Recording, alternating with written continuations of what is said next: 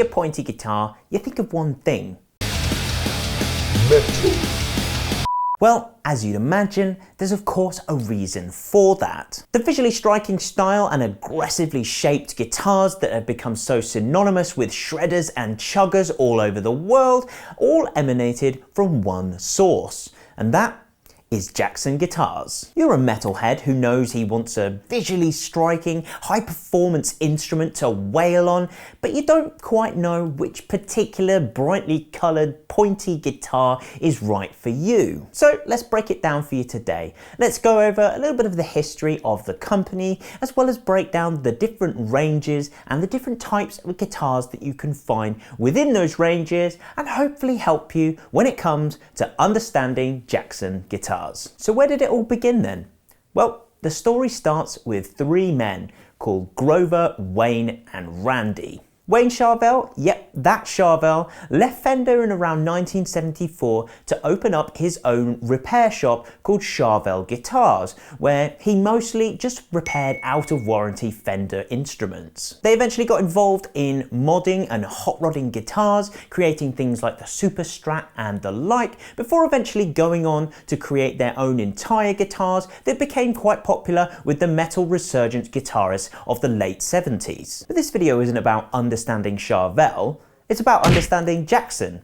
So let's cut to the chase. In 1978, Wayne Charvel sold the business to a man by the name of Grover Jackson, who took on the business and continued to produce and sell these guitars, obviously into the 80s and even still to this day. In 1980, Grover Jackson met a highly talented but relatively unknown guitarist by the name of Randy Rhoads. He'd just joined Ozzy Osbourne's brand new band, and he wanted Jackson to build him a custom guitar, the design for which he etched on a napkin in a restaurant, and it resembled an offset V shape, and they dubbed it the Concorde for its futuristic and crazy design. However, where Charvel were known for making high performance versions of relatively conventional Fender guitar shapes, Randy Rhoads' design was a massive departure from that. Grover Jackson worried that the guitar would be too off-brand to be called a Charvel guitar. So he decided to release the guitar under the name of Jackson,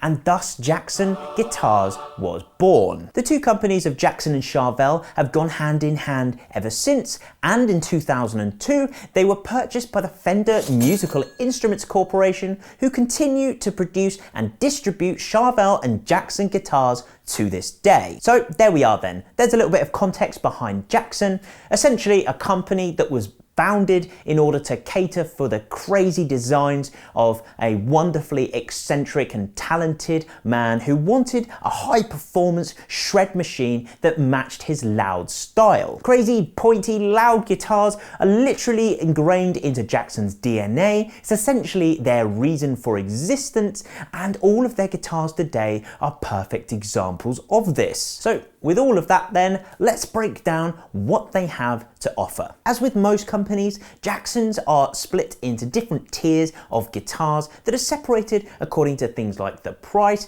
the build quality, and often their suitability to different levels of guitarists. Fundamentally, however, within these tiers, you're likely to find the same set of standard Jackson guitar shapes.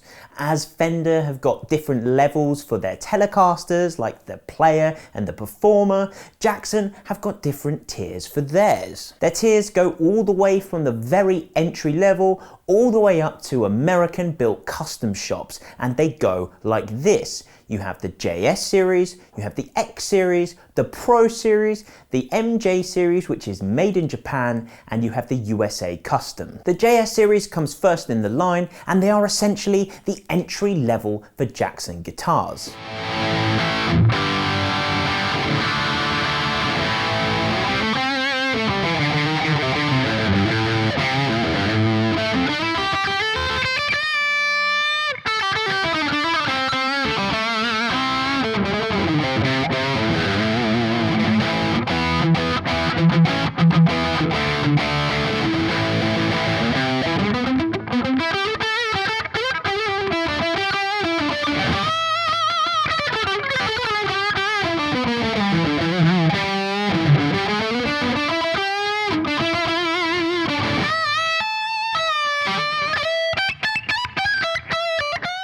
Principally, they're designed for affordability at a price that is accessible to beginners, with most options being under the £300 mark. Next up is the X series, which is generally a little bit of an improvement on the JS series in things like the build quality and the cost of the materials and the parts. Most options in this range, outside of artist signature models and special editions, are generally between the £400 to £800 mark. Much like the X series, the Pro series are all produced in Indonesia, but they are a vast improvement on quality and build materials on the X series, and the prices can go kind of up and over £1,000.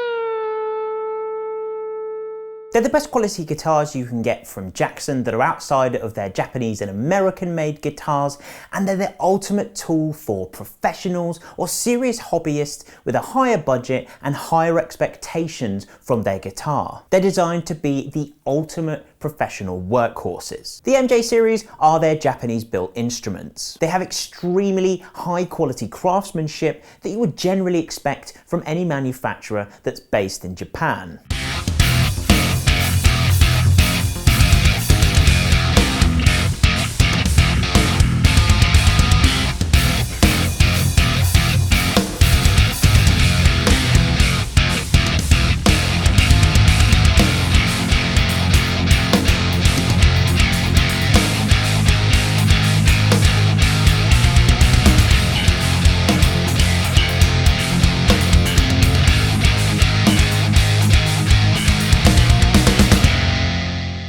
They have extremely high quality craftsmanship that we've all come to expect from any instruments that are built in Japan, and they often feature quite unique colours and different features and appointments. Jacksons have been built in Japan for a long time over their history, and a lot of the older Jacksons are often quite sought after because they're particularly rare guitars. The MJ series, however, allows you to get your hands on much more regularly available Japanese built Jacksons, with models being released and shipped all over the world. Finally, the USA Jackson range boasts guitars that are generally custom shop or high quality artist signature models. They boast the absolute best materials, the finest craftsmanship, the most meticulous attention to detail of any guitars that you will find in the Jackson range. They're pretty limited, well, very limited, considering that they only exclusively make the guitars to order, and they're just about the best you can get from Jackson. Now, this is normally the point where we'd cut to Tom shredding it up on a USA made custom Jackson,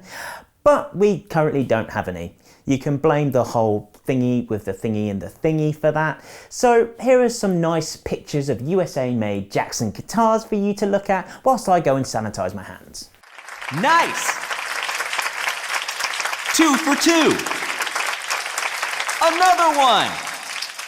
Okay, so those are the different tiers and series of guitars that you can find under the name Jackson. But what about the actual guitars that are in them? So primarily the biggest difference that you're going to find between all the guitars that we're about to discuss is going to be the body shape. Generally speaking, most Jacksons have got two high output humbucker pickups on them, most often Seymour Duncan or a Jackson own brand, something like that, as well as for a bridge they've normally got a Floyd Rose with locking nuts that allows for serious dive bombing and the like. You're often also most likely going to find paint jobs that go from anything like death metal black all the way to crazy yellow camos and things like that. So let's go through the different options for the guitars then, going from the more conventional shapes all the way up to the weird and wacky. The most normal one is probably the Dinky, which is loosely based off the classic double cut shape of a Stratocaster.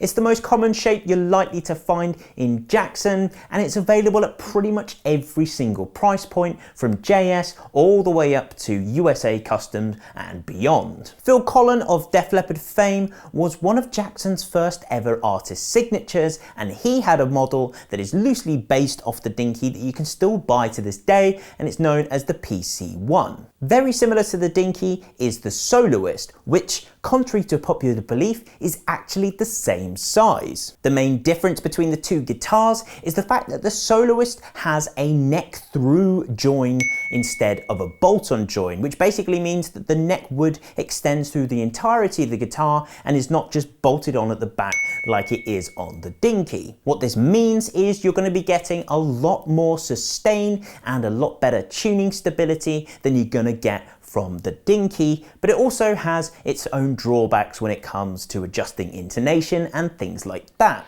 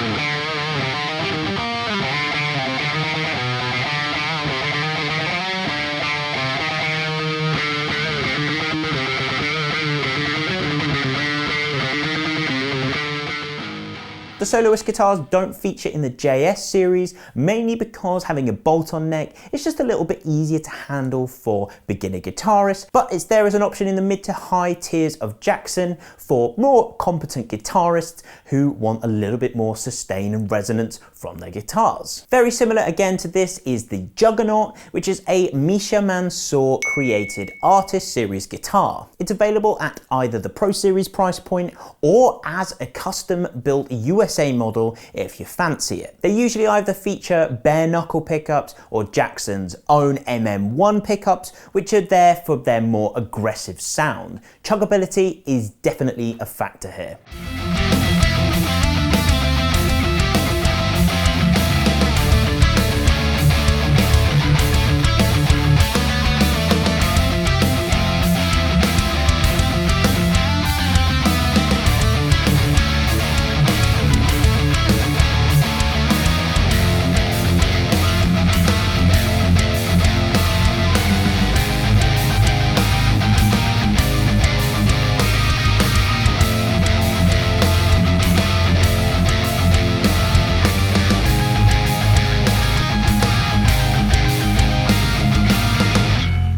Also, instead of Floyd Roses, they're normally just hardtail, or they're fitted with an Evertune bridge, which is a bridge that never goes out of tune, the reason for which I don't have time to explain in this video.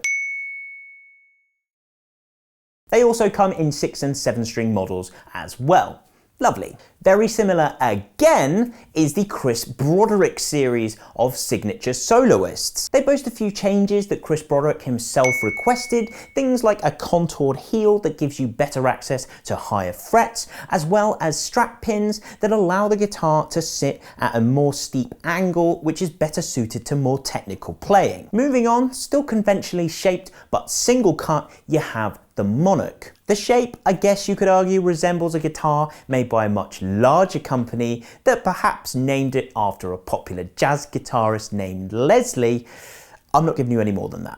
Again, it's pretty much available across the entire range of Jackson, and it features a hardtail with a tailpiece, much like that other guitar we were talking about, and it just gives you something a little bit different to the standard soloists and dinkies and things like that. An alternative to this is the Marty Friedman guitar, which has a few different changes, such as a deeper cutaway for better higher fret access, as well as having 4 tone controls on board as opposed to 2, and it also has EMG pickups for higher gain capabilities. The Dominion's kind of loosely based off an offset Fender and just gives you a 2 humbucker offset guitar option that's got a Jackson name on the headstock. Moving on, we're now going to get into the more creative guitar shapes. Now, the Kelly is an absolute staple of the Jackson range. It's available at pretty much every price point, and it's got a particularly pointy shape as well. I guess you could call it offset technically, but nevertheless, it's a pretty unique shape. Its name comes from a fella named Bradford Kelly, who was the guitarist in a popular 80s hair metal band called Heaven. It shows just how close